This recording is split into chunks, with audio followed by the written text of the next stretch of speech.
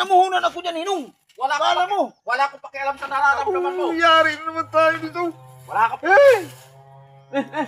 Sayang yung puhunan ko. Walang hiya talaga daw.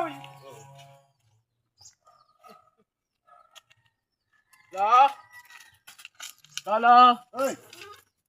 Ay, Mabuti nandito ka. anong kailangan natin? Dito kasi yung kabing ko, gusto ko sana yung pagbinta. Baka meron ka niya, kailangan ko lang pera eh. Magkano naman? 2.5 na lang. Ang mahal naman yan. Lagadoy. Ang galing naman to. Lagadoy. Hindi na mahalaga kung saan galing, basta binibinta ko nga sa'yo. Pwede na 1,000. 1,000.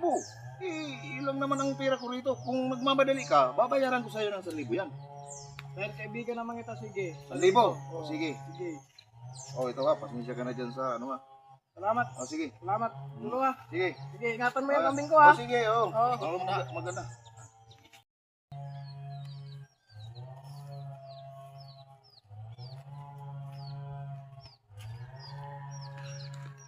Ba't nasa iyo yung kambing ko?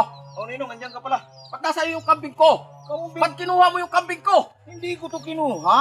Anong hindi mo kinuha ito? Oh? Tinali mo pa dyan oh? Binili ko lang to kay Lagadoy.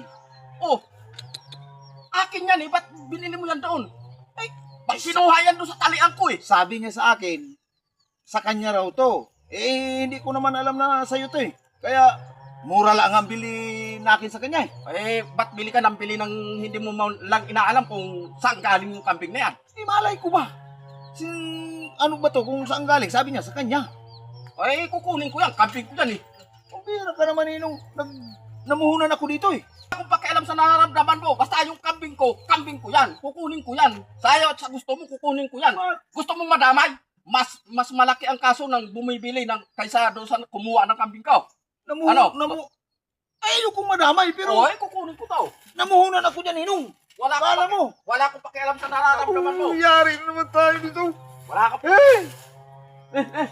Sayang yung puhunan ko. Walang hiya talaga daw.